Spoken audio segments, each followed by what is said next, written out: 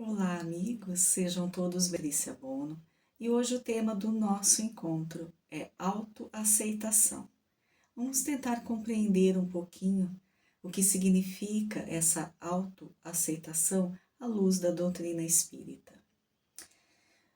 Temos então, na primeira epístola a Timóteo, epístola de Paulo de Tarso a Timóteo, a seguinte frase: Esta é uma palavra fiel e digna de toda a aceitação, que Cristo Jesus veio ao mundo para salvar os pecadores, dos quais eu sou o principal. Então, Paulo de Tarso diz a Timóteo, nessa primeira epístola, que ele é o principal pecador, né? Ele se intitulava desta maneira.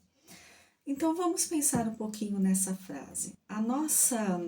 O nosso encontro, o tema de hoje do nosso encontro é autoaceitação. Né? A autoaceitação é aceitar-se a si mesmo, compreender-se, aceitar-se. Esta frase da epístola de Paulo não está falando especificamente de uma autoaceitação. Paulo está falando a Timóteo que é a necessidade da aceitação do Cristo, de entender o Cristo, aceitar o Cristo como o Salvador dos pecadores, e ele se intitula ali o primeiro deles, o maior deles, né?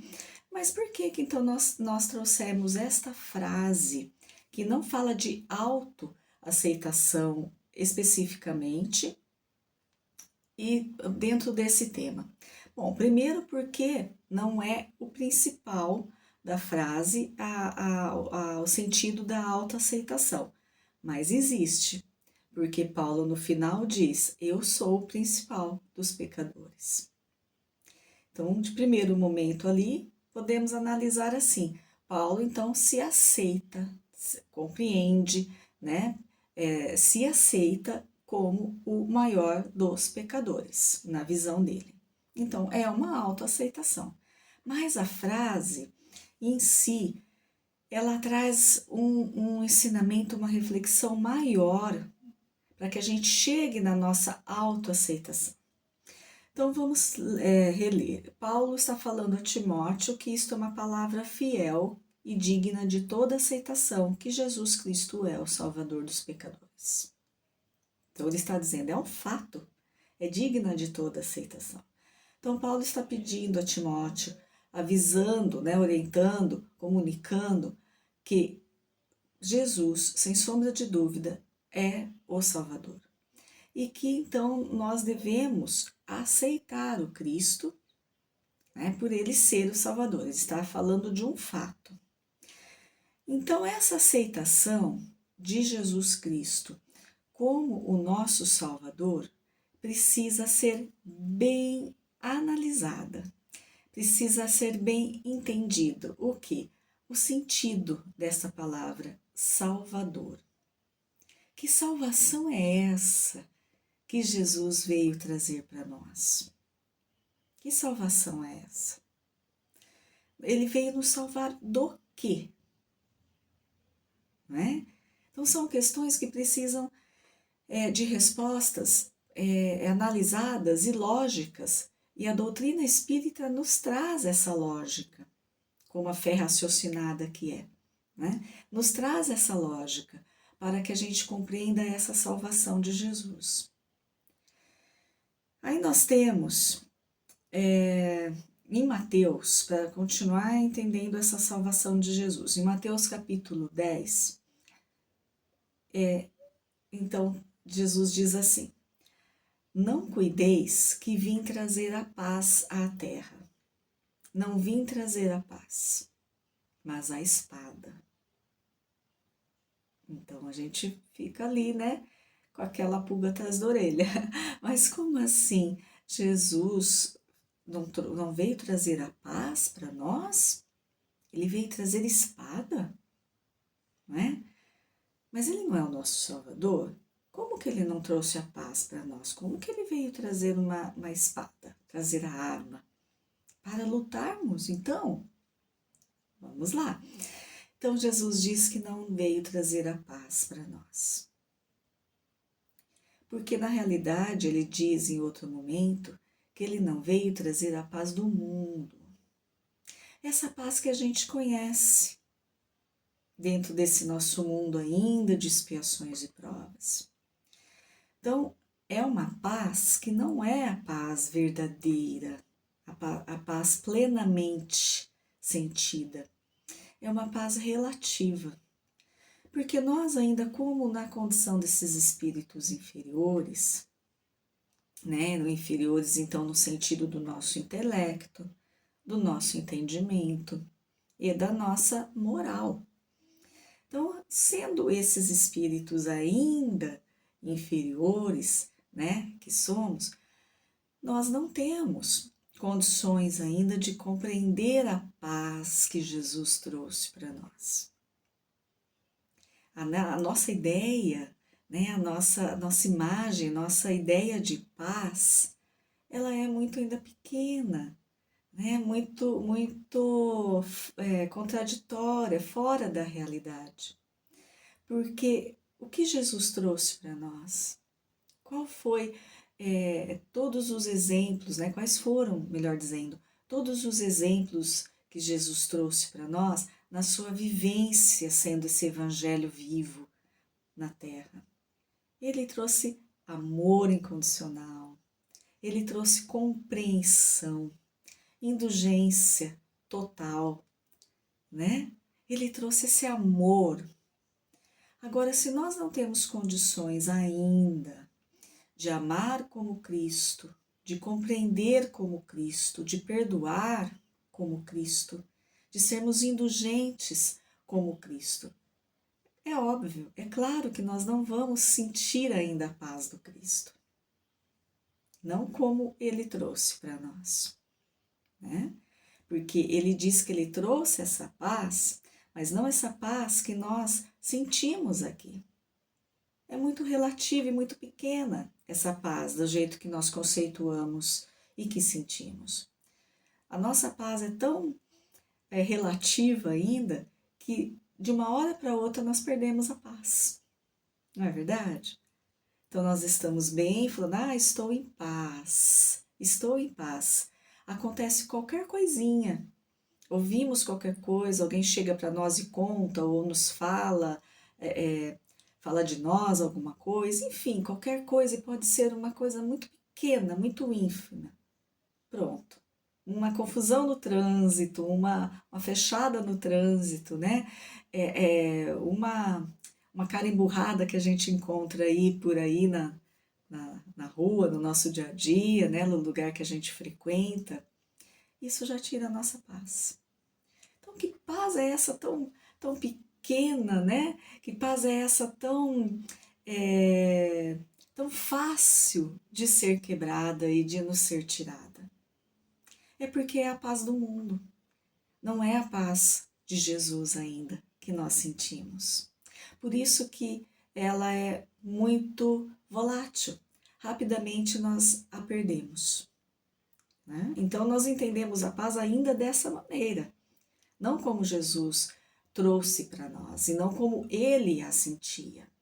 Por isso ele fala, ele trouxe a paz, mas ele não trouxe a paz do mundo. Então ele diz nessa frase aqui que está em Mateus capítulo 10. Não cuideis que vim trazer a paz à terra, mas é essa paz que ele está falando, a paz no mundo. A paz que a gente entende, que a gente conhece, que a gente diz sentir, essa ele realmente não veio trazer para nós. Porque essa é relativa, não é a paz verdadeira, né? Aí ele diz, continua, não vim trazer a paz, mas sim a espada. Aí nós temos que pensar também, por que Jesus diz que veio trazer a espada para nós? Primeiro ele fala que não trouxe aquela paz que a gente está acostumado, que a gente conhece. Ele trouxe uma paz que ainda nós não conseguimos sentir, ainda, né? Mas ele trouxe a espada. Ou seja, ele trouxe para nós o caminho que a gente deve seguir para que a gente possa, em nenhum momento da nossa existência, sentir esta paz que ele trouxe, a paz verdadeira, a paz que ele sentia, né? A paz que é perene, que nada, nem ninguém, nenhum acontecimento pode tirar de nós.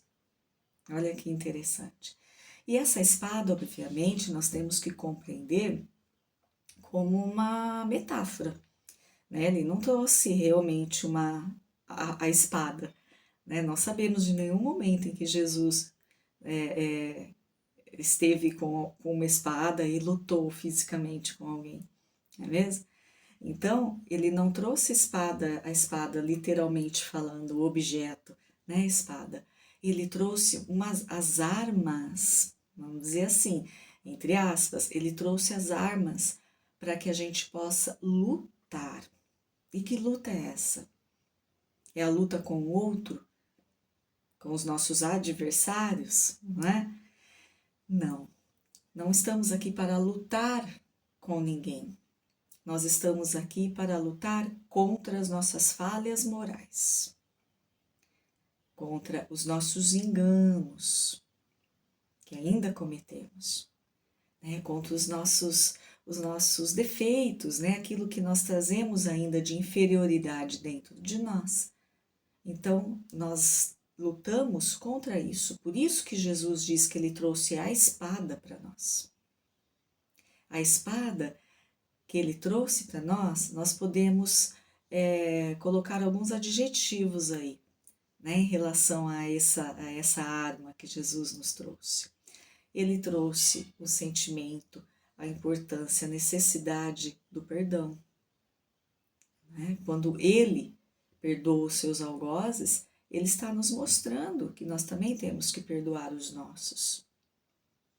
E olha que ele teve algozes à altura, não é mesmo? Sofreu muito, teve todo ali as injustiças, a violência física, a violência moral, e ele perdoou a todos. Nunca revidou em nenhum momento. Então Jesus está trazendo para nós essas armas, que são da nossa intimidade, da nossa transformação moral. São recursos da alma que Jesus está trazendo para nós. Então, é a capacidade de perdoarmos, né? O entendimento dessa necessidade, de sermos mais compreensivos, compreendermos os nossos irmãos, compreender as suas falhas, né? Compreender ali os enganos que cometem, principalmente conosco.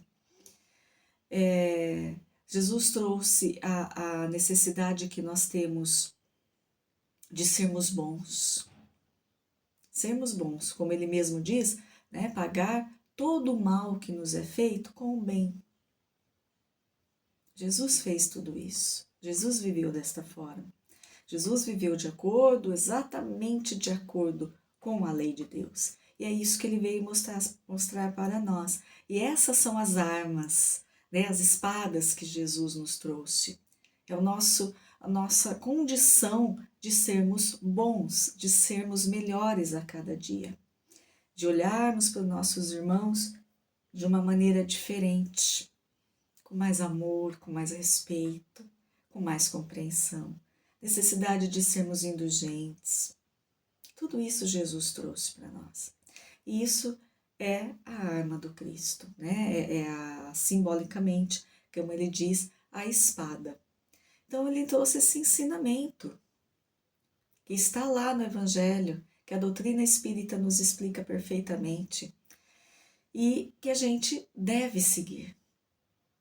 Se ele consegue, não é? E ele veio nos ensinar e nos orientar, e ele se diz, né? Se intitulou ali o nosso caminho, para chegarmos ao Pai, temos que passar por ele. O que significa isso, passar por Jesus? É seguirmos os passos de Jesus, seguirmos os ensinamentos e os exemplos de Jesus. Aí sim nós vamos nos transformar e vamos encontrar e sentir esta paz verdadeira que ele trouxe para nós, que não é a paz do mundo. Se pensarmos bem, nós não entendemos nem o que é o bem na realidade. Não entendemos o que é sermos bons, né? De verdade, que o bom no sentido de que Jesus nos mostrou. Às vezes a gente faz alguma atitude boa, que é boa, né? Uma atitude ali de solidariedade, então somos bonzinhos com alguém, auxiliamos de alguma forma, fazemos um trabalho voluntário, enfim, a gente pode fazer muitas coisas boas e que são boas para as pessoas. Estamos realmente fazendo bem, estamos doando um pouquinho, né, do nosso tempo, da nossa parte material, daquilo que podemos. Mas o bem que Jesus mostrou e que ele atuou aqui com este bem, caminhou, foi este bem aqui para nós, é muito, muito além de tudo isso. Né? É a doação total da alma ao outro. Isso ainda nós não conseguimos fazer. Né? É deixar de lado totalmente o nosso orgulho, não pensarmos em nós e auxiliarmos o outro, nos integrarmos, né, nessa doação total. Isso ainda não conseguimos fazer, com raras exceções entre nós, né? Raras exceções. Mas, enfim, Jesus trouxe para nós essa espada. Ele nos muniu de um instrumento que nós temos condições de seguir, porque senão não teria trazido para nós. Não é? Se ele trouxe lá atrás, naquela época em que a humanidade ainda estava, em relação a hoje, obviamente, muito atrasada em conceito, inteligência, em conhecimento, as próprias leis, né, da física, biologia, química, tudo estava ainda latente, tudo estava ainda escondido, né, para vir à tona depois. Hoje que nós temos tantas informações, capacidade, oportunidade, melhor dizendo, de tanto conhecimento, né, de ampliar nosso intelecto, nós temos que trabalhar agora nossa moral. E é com esta arma que Jesus está nos trazendo, simbolicamente, né? É esta arma, esta espada de Jesus. Então nós temos que lutar com a nossa inferioridade, com as nossas fraquezas morais, com esta arma de Jesus. Né? Como diz Allan Kardec, ele pergunta como reconhecer um bom espírita. Né? Uma boa pessoa, um bom espírita, é aquele que luta diariamente com as suas más inclinações, com as suas más tendências. Então, com essa espada que Jesus nos trouxe, né? Ele trouxe todo o caminho, ele é o caminho, ele trouxe o caminho para que a gente possa seguir e que a gente consiga, né, nos livrarmos destas nossas inferioridades morais e encontrarmos esta paz verdadeira que ele nos trouxe. Aí, seguindo ainda nesse capítulo do Evangelho aqui de Mateus, ele diz assim: e quem não toma a sua cruz, e não segue após mim, não é digno de mim.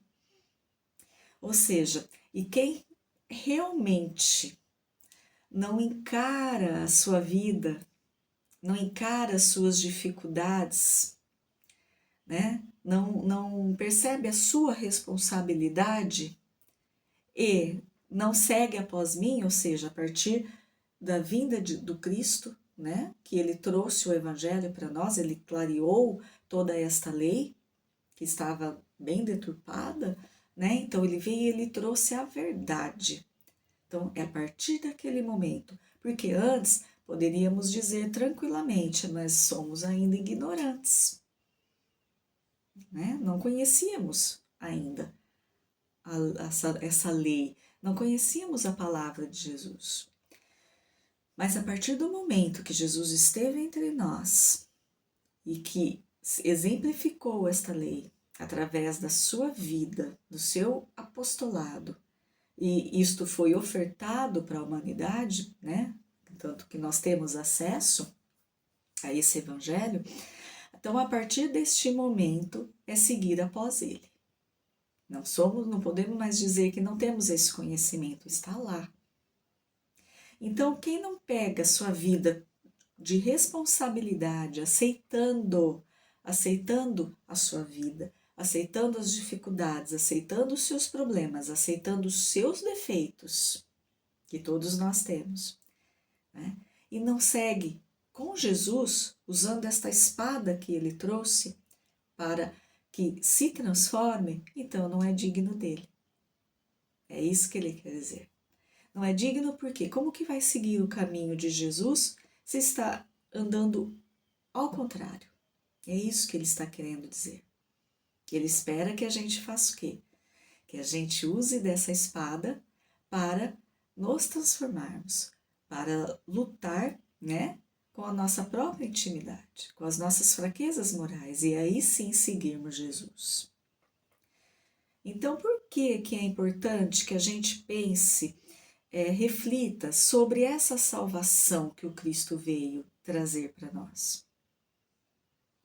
Porque dentro dessa salvação, nós temos que compreender que ele não veio tirar todos os nossos enganos, ele não veio tirar todos os nossos defeitos, todas as nossas falhas.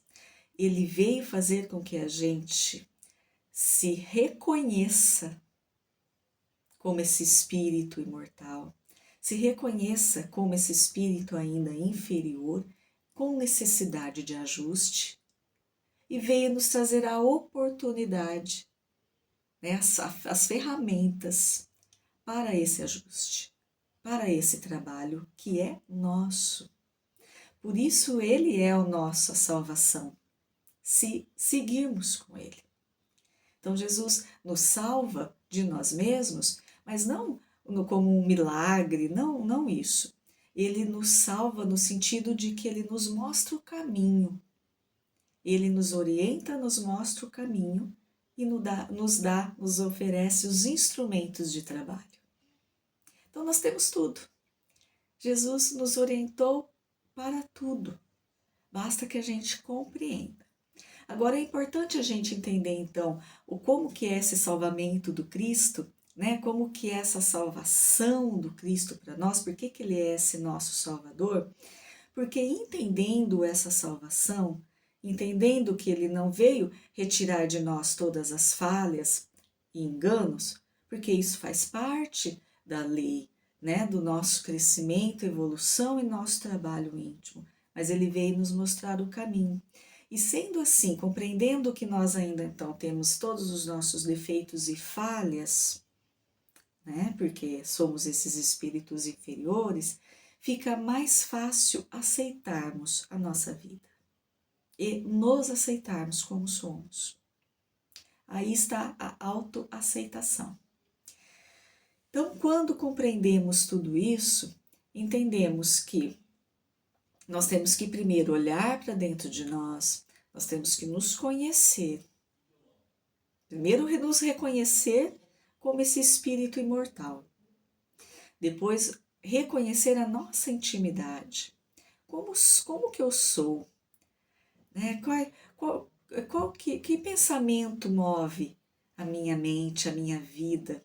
Quais são os meus desejos, meus sentimentos?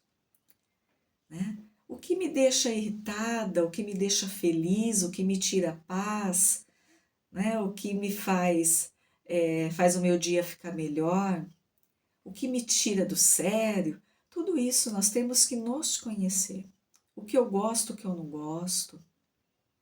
Esse é um autoconhecimento que é extremamente importante e está relacionado à autoaceitação. O que será que eu tenho que mudar?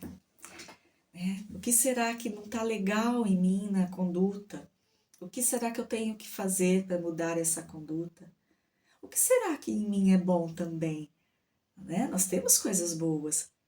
O que será que eu tenho de bom e que eu tenho que nutrir, manter, trabalhar, né? Fortalecer em mim, porque é bom? E o que eu tenho que retirar de mim? Me despojar totalmente. Tudo isso é autoconhecimento. E a partir do momento que eu me conheço, que eu volto para dentro de mim, me analiso com humildade, né? Sem orgulho, eu tenho que deixar meu orgulho de lado, eu tenho que me analisar com humildade para verdadeiramente me reconhecer, que eu vou encontrar coisas boas, mas também vou encontrar coisas que não são tão boas assim. E aí eu tenho que me aceitar. Então, a gente, nesse processo de autoconhecimento, nós vamos trabalhando essa autoaceitação de que nós somos ainda esses espíritos inferiores, que nós temos a falha X, Y, Z, né, ou o alfabeto inteiro, né, que nós somos assim. Então, essa é a importância dessa autoaceitação, desse autoconhecimento para a autoaceitação. Aí eu vou aceitar que eu tenho todos os meus defeitos, que eu ainda tenho orgulho, que muitas vezes eu sou egoísta, né? Que às vezes eu deixo a vaidade falar mais alto, não é mesmo? Que eu às vezes perco a paciência, né? Que eu não gosto disso ou daquilo. Então eu tenho que me aceitar, aceitar como eu sou com as minhas falhas. Aceitar as coisas boas é tranquilo, né? A gente aceita e fica feliz. Mas o problema, a dificuldade é nos aceitarmos nas nossas falhas. Mas é importante essa aceitação e obviamente, é muito importante nos conhecer, senão não conseguiríamos nos aceitar, porque não nos conheceríamos a fundo, né? E é importante essa concepção, essa reflexão de que realmente somos imperfeitos. Somos imperfeitos, mas nós temos o caminho aí traçado pelo Cristo, orientado pelo Cristo, para que a gente trabalhe o nosso íntimo e chegue lá no destino, né, da nossa criação, que é sermos espíritos perfeitos. Então, essa autoaceitação, ela é extremamente importante para que a gente siga a nossa vida com consciência do que devemos fazer, do que não devemos fazer, né? Com consciência do caminho que nós estamos seguindo, daquilo que eu estou escolhendo para mim e entendendo, aceitando, me perdoando de que ainda terei minhas falhas. Ainda terei muitas falhas, porque estou em evolução e crescimento. Estamos em evolução e crescimento. Então, sim, nós vamos acertar muitas vezes, mas também vamos errar muitas vezes. E está tudo bem, porque nós estamos nesse caminho, nesse processo. O que é importante que a gente analise, que a gente então, se conheça, né, para aceitar todas essa nossa condição, é importante que a gente analise que quando nós estamos já com formando toda essa concepção, nos atentando a tudo isso, né? Essa necessidade de autoconhecimento, de autoaceitação, de trabalho íntimo, mesmo errando, falhando muitas vezes, quando nós falhamos, porque nós nos distanciamos da lei de Deus, uma falha, um engano na nossa caminhada evolutiva, é quando nos afastamos da lei de Deus. E quando acontece isso, é importante que a gente perceba que nós vamos sentir. Se nós já estamos caminhando, buscando esse caminho, né, esse entendimento, com trabalho íntimo, força de vontade, quando nos distanciamos, falhamos em algum momento, nós já sentimos, nós já percebemos. A nossa consciência já grita para nós, o nosso coração, o nosso íntimo, a vibração que sentimos já é diferente, porque algo ali, né, não está certo e a gente percebe, e isso é maravilhoso. Olha o autoconhecimento. Aí a gente se aceita que falhou, aceita que pisou na bola, meteu os pés pelas mãos mais uma vez, né? Aceita tudo isso, essa nossa condição, mas trabalha. Tenta aprender, né, com essa falha para não falhar novamente. Falhar o mínimo possível, pelo menos. E isso é importante. Por isso esse autoconhecimento que nos traz a autoaceitação e também a autoestima, né?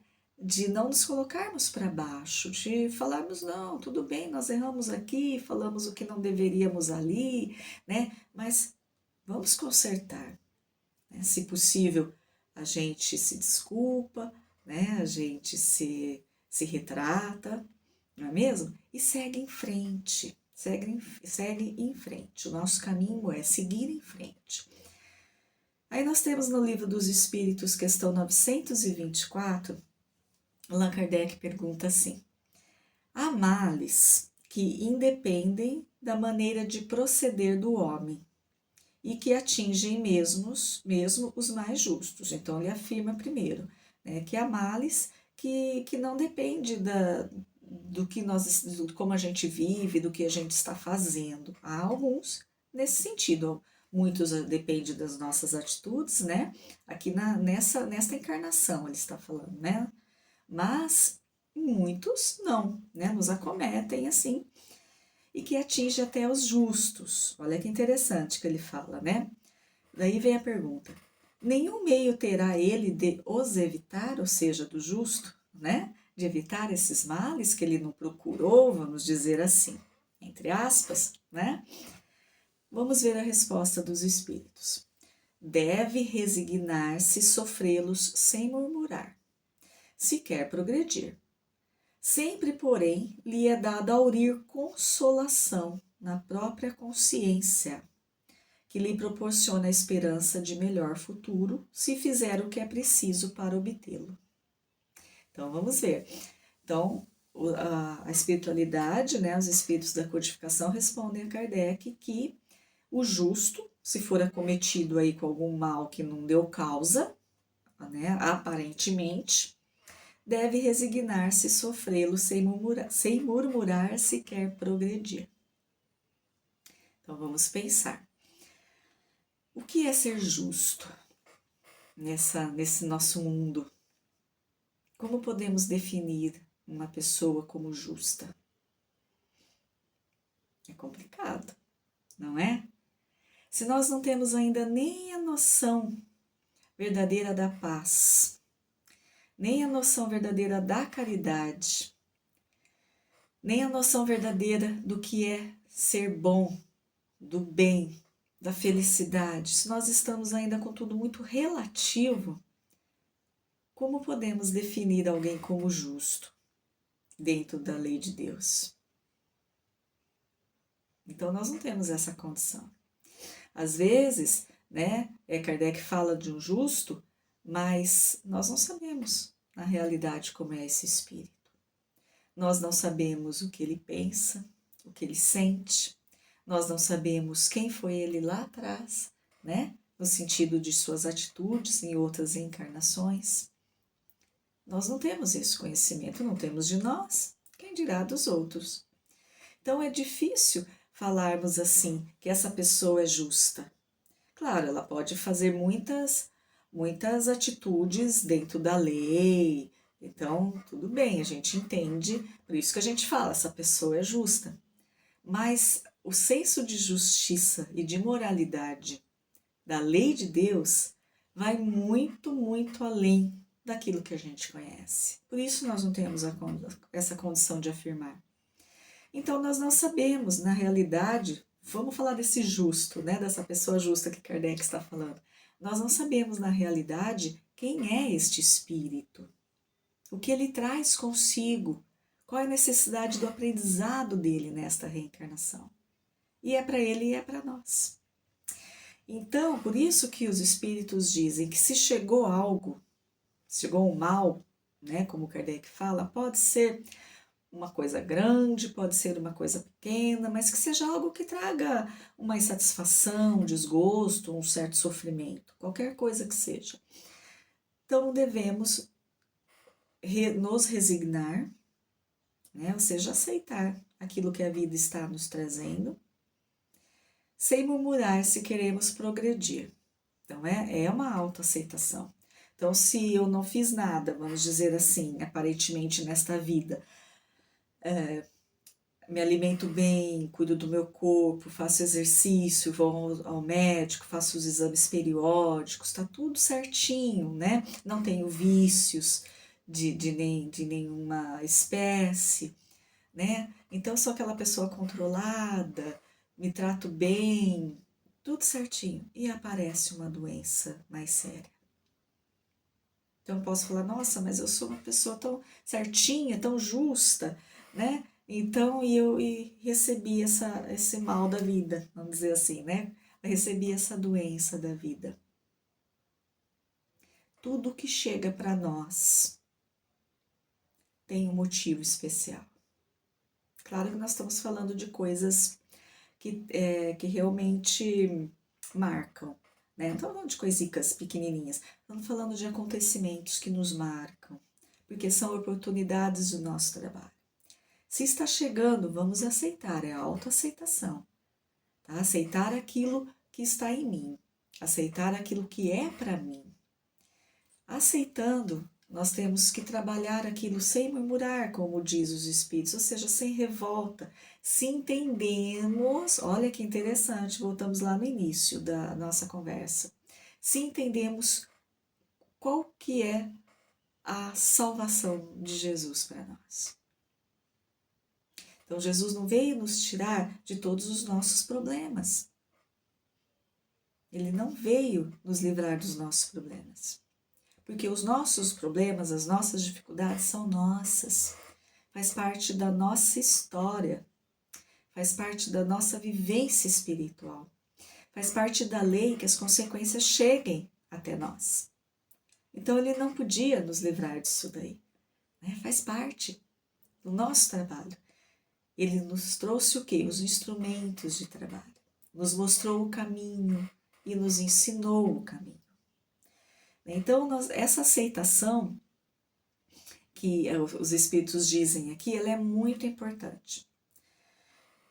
Aí eles ainda falam, sempre porém lhe é dado a aurir consolação na sua própria consciência. Olha, é o conhecimento, é o entendimento de que a vida está me fornecendo aquilo que é para mim, que talvez eu até escolhi na espiritualidade, né? E se não, é porque a lei vai me trazer, porque faz parte dessa consequência da minha vida, da minha história, da minha necessidade. Então, se a minha consciência está aberta para esse entendimento, né? Como Jesus nos pede para entender essa verdade, que ela vai nos libertar desses enganos. Então, se a minha consciência está aberta para esse entendimento, vai ser muito mais fácil eu aceitar, eu me resignar. Agora, essa consciência, ele diz que vai me aurir consolação, vai me consolar. Por isso que nós entendemos, como Jesus já disse, né, enquanto esteve aqui encarnado entre nós, a doutrina espírita é esse consolador prometido. Porque no estudo da doutrina sempre está a nossa responsabilidade e o entendimento de que nós somos os causadores da nossa infelicidade e da nossa felicidade. Não existe nada, nem ninguém, nenhum acontecimento que cause para nós, que vai nos causar, né? Essa infelicidade ou felicidade, a não ser nós mesmos, a nossa própria atitude, nossa própria forma de olhar a vida, de conduzir a nossa vida e do caminho que estamos seguindo, a nossa decisão, né? Então, se entendemos que estamos trabalhando hoje esses efeitos, essas consequências daquilo que fiz lá atrás, né? Porque é necessário para o meu espírito depurar o meu espírito, trabalhar essas minhas forças morais, né? Aí sim eu vou entender que é para o meu futuro ser mais feliz. Então fica mais fácil essa autoaceitação e aceitação da vida, né? Mas também nós temos que pensar algo muito importante. E aqui falando bem dentro da nossa vida física, né? Nossa vida material.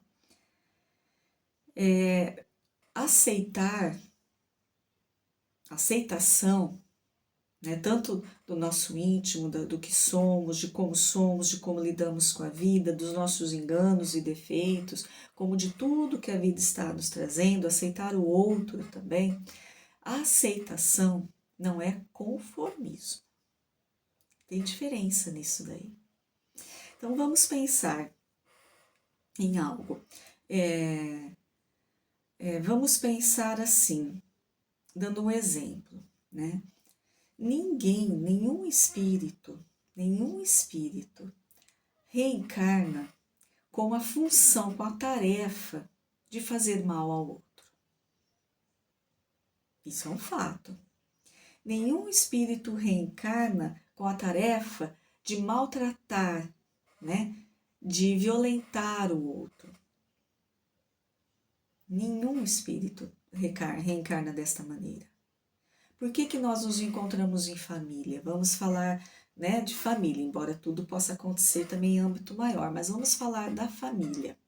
Por que nós reencarnamos juntos, esses espíritos, como família, para ter essa comunhão, essa união, essa convivência mais íntima?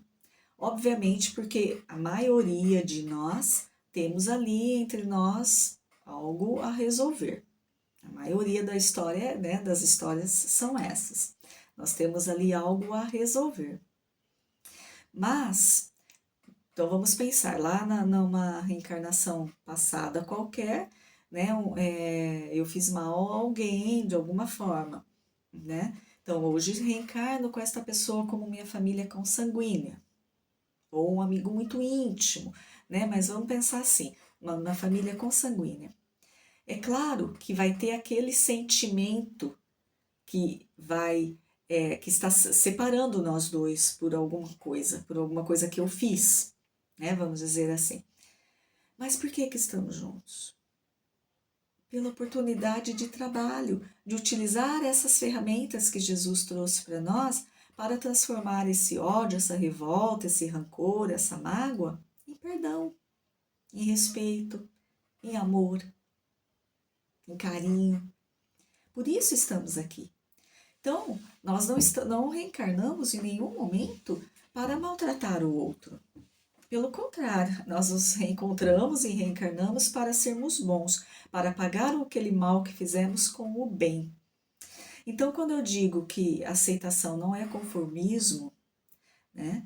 Se nós estamos ali naquele sofrimento, um sofrimento físico, moral, um sofrimento degradante, um sofrimento muito intenso, por mais que a gente faça e não consegue, né? Nós não precisamos ficar ali. Né? Nós não precisamos ficar ali. Aí sim vem aqui em Efésios, capítulo 6, versículo 13, uma frase que é de Paulo, né? Também, Epístola aos Efésios, que é muito importante e nos orienta também em relação a isso que eu acabei de falar nesse momento, que aceitação não é conformismo.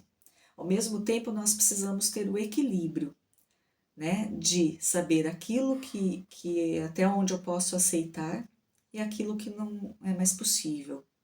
Porque também nós não podemos utilizar desta comparação de que aceitação não é conformismo para nos livrarmos de todos os trabalhos da vida.